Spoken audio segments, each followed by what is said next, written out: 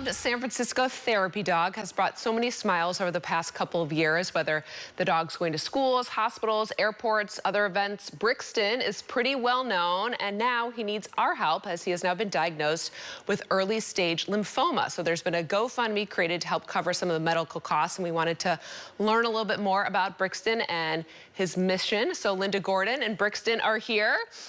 I want to come, first of all, thanks for coming. Yeah, thank you. I mean, immediately when you walked in, I felt like calm. Yeah. And like Brixton just has that ability. So tell us a little bit about like Brixton's story. How did he start to like help people? How did you know he had that, that special touch? I got to cross paths with Brixton at 6 months. He came into my life, and at 8 months, he became a therapy dog. So 2 months later, that it became his journey, and he just turned 12 a few months ago. Wow. And so his entire life, he has been devoted to being a therapy dog. Oh, that's how good he is. Kind of all he knows, huh? And you too. Yeah. I mean, you've been doing this for many years now with Brixton. This is my second dog doing it, but the first one was short-lived, unfortunately. Brixton was born to be just as a unicorn is born to be. It is an amazing journey, and he just heals one heart at a time, or masses given the opportunity, and he is here to love and just make everybody's day brighter, and just it's a world gone mad. So it's a big drop in the bucket to try and do that. Big job to have. Yeah, that just sort of comes naturally to him. And places you go, SFO, schools, responded maybe to some, horrible things that have happened. Brixton comes in and tries to help out people of all ages, shapes, and sizes. We do all kinds of things. We're getting ready to go down and do a convention in San Diego. We're getting ready to do outside lands. Brixton is the Bark Ranger, so look out for him coming up next week. He does all kinds of music festivals.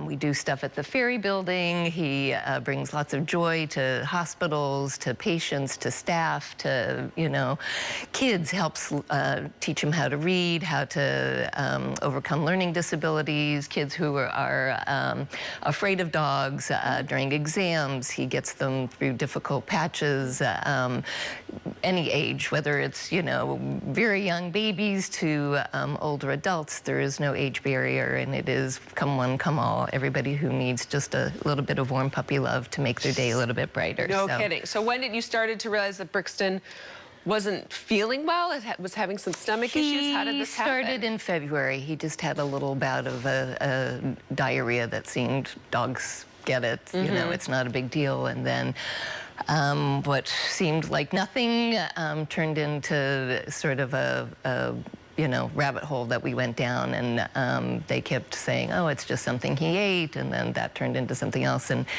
turns out it was a bad misdiagnosis from many years ago that should have been caught a long time ago, and now it has turned into something very, very serious. He has irritable bowel disease that went untreated for many years, and that now has turned into the early stage lymphoma, and now that has turned into something that we're trying to now undo all the damage and catch and hopefully treat. He's just started his chemo, and so it's an uphill journey, but you see an amazing boy. He doesn't know what's going on, and he's still working, and he's still bringing joy, and he's still loving and doing all that he can to just, be the sweetest boy and the happiest boy in town. And I see the tears kind of swelling up in your eyes there. This is really hard for you to be going through this. I mean, it started in February, so I just thought it was a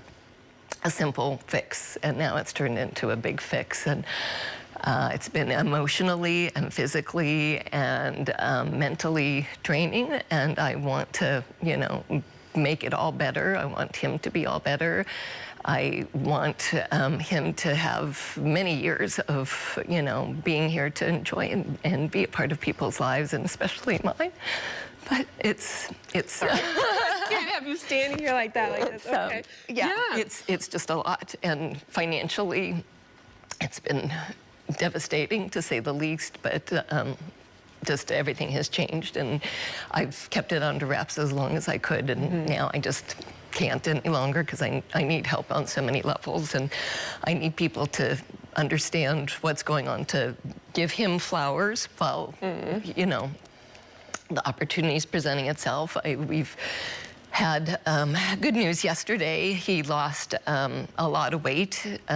During the whole thing that went down, he lost over 10 pounds, which is a lot for him. And he just yesterday got back to his original weight. So that was a huge thing. Some improvements? Yeah, that was huge. So that means that things are turning around and things are working. And so now you've posted this GoFundMe. It sounds like you were a little reluctant to do so. I always have a hard time asking for help. It is the last go-to. And you have helped so many other people through out all these years, his whole life, basically, and now you're just needing a little boost. And people step up when they know you need it. I have a hard time because I wish love paid the bills, honestly. I wish what we did was enough. I know.